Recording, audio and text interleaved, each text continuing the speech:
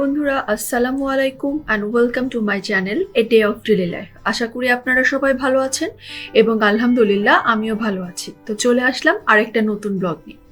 আজকে আপনাদের সাথে শেয়ার করব খুব মজাদার দই বড়া তৈরির একটি রেসিপি। সামনে রোজা আসছে, সো রোজার মধ্যে দই বড়া আমরা সবাই খেয়ে থাকি। সো চলুন তাহলে আজকে দই বড়া বানানোটা শুরু করা যায়। তো দই বড়া বানানোর জন্য আমি এখানে নিয়েছি কাঁচা যে মাসকালের ডালটা পাওয়া যায়, এই ডালটা। অনেকেই বিউলির ডাল নেয়, তো বিউলির ডাল কোনটা আসলে আমি চিনি না। আমি এই কাঁচা মাসকালের ডালটা দিয়ে সবসময় দই বড়া বানাই, আর এজন্য আমি ডালটা পুরো রাত ভিজে রেখেছিলাম। আর আমি প্রায় হাফ কেজির একটু বেশি হবে মাসকালের ডাল নিয়েছি। তো ডালটাকে খুব ভালো করে ব্লেন্ড করে নিয়ে এখন এটাকে হাত দিয়ে ফেটে নিতে হবে। তো তার আগে আপনাদেরকে একটা টিপস বলে দিই, যখন আপনারা হাত দিয়ে ডালটা ফেটবেন, একটা হয় অ্যান্টি ক্লকওয়াইজ নয় ক্লকওয়াইজ, যে কোনো এক সাইডে ফেটবেন। যদি দুইভাবে ফেটতে থাকেন, ক্লকওয়াইজ অ্যান্টি ক্লকওয়াইজ এলোপাথারি করেন, তাহলে কিন্তু ডালটা ঠিক করে ফেটা হয় না, যার কারণে আমার বড়াটাও ভালো হয় না, নরম হয় না এবং ভালো হয় না মোট কথা। সো আপনারা চেষ্টা করবেন আপনারা যেভাবেই করেন যে কোনো একদিকে ডালটাকে ফেটতে, এবং ডালটাকে 5-7 মিনিট ধরে খুব ভালোভাবে ফেটবেন। আমি আসলে অনেকটা ডাল নিয়েছিলাম, তো কারণ আমি বড়াটা ফ্রিজে রেখে দেবো রোজার জন্য, যাতে আমি ভালোভাবে খেতে পারি, কারণ আমার দই বড়া খুব পছন্দ, এজন্য আমার ফেটতে অনেক সময় লেগেছিল। আর এই যে খুব ভালোভাবে ফেটার পরে আপনি একটু নিয়ে পানির মধ্যে দিয়ে দেখবেন, যদি আপনার বড়াটা পানির উপরে ভেসে থাকে তাহলে বুঝবেন যে আপনার ফেটাটা একদম পারফেক্ট হয়েছে। সো এই দেখেন আমি পানির উপরে দিচ্ছি এবং আমার এটা কিন্তু পানির উপরে ভেসে গেছে, তার মানে আমার ফেটাটা পারফেক্ট হয়ে গেছে। এখন এটার সাথে আমি বাকি মশলা দিয়ে অ্যাড করব। মশলা দিয়ে বলতে তেমন কিছু অ্যাড করব না, আমার যেহেতু অনেকটা ছিল সেজন্য আমি এখানে 1 চা চামচ জিরা, 1 চা চামচ মিষ্টি সস আর স্বাদ মতো লবণ এগুলো অ্যাড করে দিব, এবং এরপরে আরও খুব ভালোভাবে ফেটে নেব। কেউ কেউ চাইলে কিন্তু সামান্য কালো জিরাও ইউজ করতে পারেন, অনেকে কালো জিরা ইউজ করে, আমি সেগুলো ইউজ করিনি, আমি শুধু মিষ্টি সস আর জিরা ইউজ করেছি। তো এগুলো দেওয়ার পরে আমি আরও কিছুক্ষণ ভালো করে ডালটা ফেটে নিব। এক্ষেত্রেও কিন্তু আপনি যে কোনো একদিকে ফেটবেন, দুই দিকে মিক্স করে ফেটবেন না, তাহলে ডালটা কিন্তু ভালোভাবে ফেটা হয় না।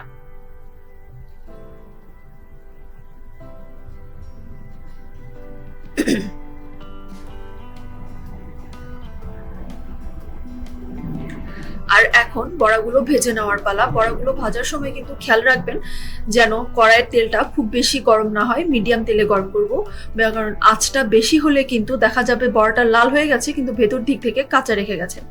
আর বড়াটা দেওয়ার সময় হাতে ভালো করে পানি লাগিয়ে নেবেন, তাহলে না বড়াটা ঠিক করে তেলে ছাড়া যায়, না হলে দেখা যাচ্ছে যে আপনার হাত থেকে ছাড়া যাচ্ছে না। সো একটু ভালো করে হাতের মধ্যে পানি লাগিয়ে নিয়ে তারপর বড়াটা ছাড়বেন, এবং চেষ্টা করবেন যেন বড়াগুলো একটার সাথে আরেকটার গায়ে লেগে না যায়, তাহলে সবকিছু মিক্সড হয়ে যাবে এবং ভালো হয় না। সো একটু কম করে দেওয়ার চেষ্টা করবেন, আর এক পাশ ভালো করে হলেই আরেক পাশে উল্টাবেন। আসলে আমি কয়েকবার বানিয়েছি, শুধু একবার বললেই হবে না, এবং প্রথম আমার ভালো হয়নি, তারপর আস্তে আস্তে বানাতে বানাতে কিছুটা অভ্যাস ভালো হয়েছে আর কি। বানানোটা এখন মোটামুটি ভালোভাবে শিখে গেছি, আর এজন্যই আপনাদের সাথে রেসিপিটা শেয়ার করতে পারছি।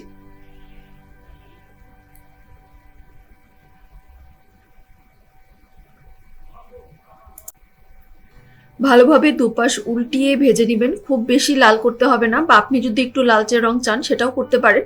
আমি খুব বেশি লাল করিনি, কারণ দেখা গেল খুব বেশি লাল করতে গিয়ে আবার যদি পুড়ে ফেলি।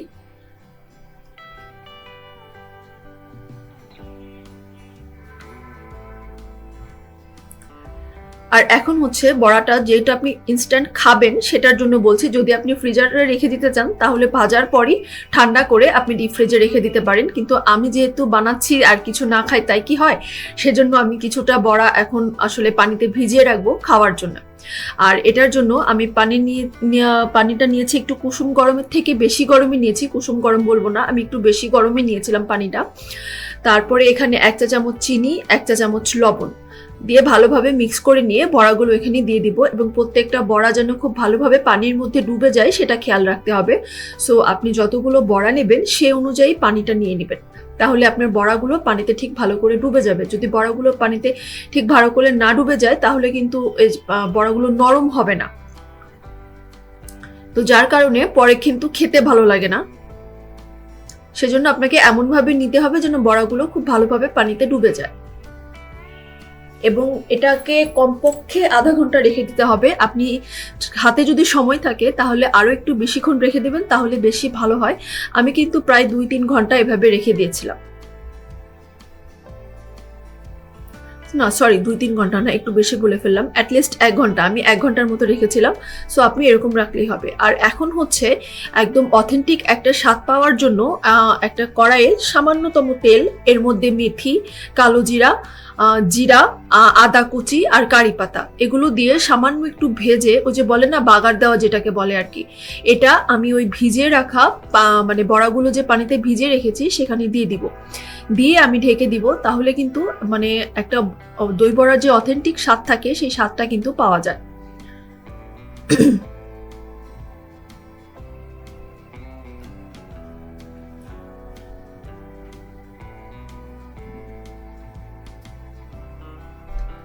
আর এই যে আমি প্রায় এতগুলো বড়া ভেজেছিলাম, তো আমি কিছু বড়া রেখেছি খাওয়ার জন্য, আর বাকিগুলো আমি এখানে জিপার ব্যাগে করে ডিপের ফ্রিজে রেখে দিব, যাতে আমি রোজার মধ্যে আরাম করে খেতে পারি। কারণ দেখা যায় বাইরে থেকে কিন্তু বড়া কিনলে 2টা বড়াই 200 টাকা করে দেয়। সো আমি এখন 200 টাকা করে বড়া বিক্রি করতে পারবো, কি বলেন?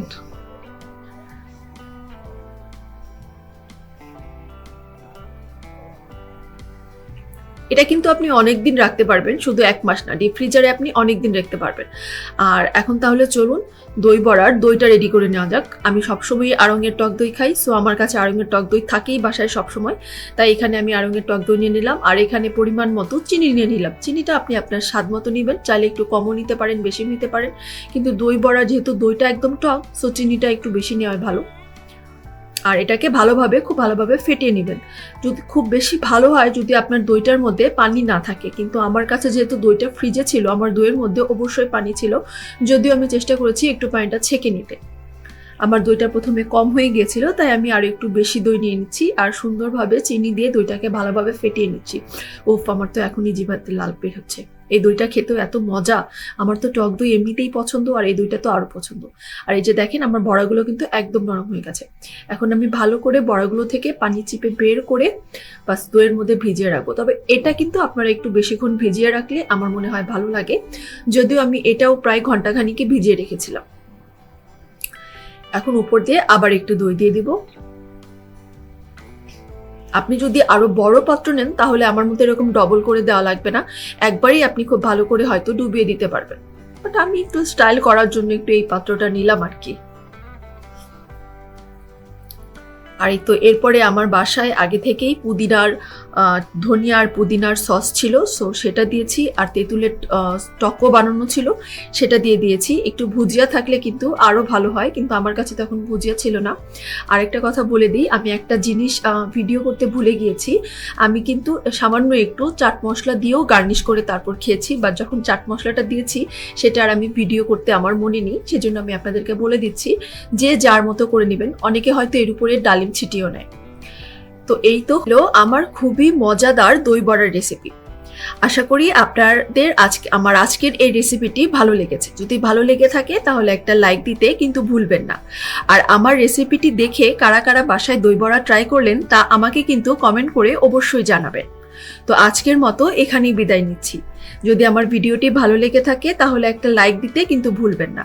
যারা এখনো আমার চ্যানেলটি সাবস্ক্রাইব করেননি, প্লিজ আজকে আমার চ্যানেলটি সাবস্ক্রাইব করে আমার সাথেই থাকবেন। আমার পরিবারের জন্য দোয়া করবেন, নিজের পরিবারের খেয়াল রাখবেন। আল্লাহ হাফেজ।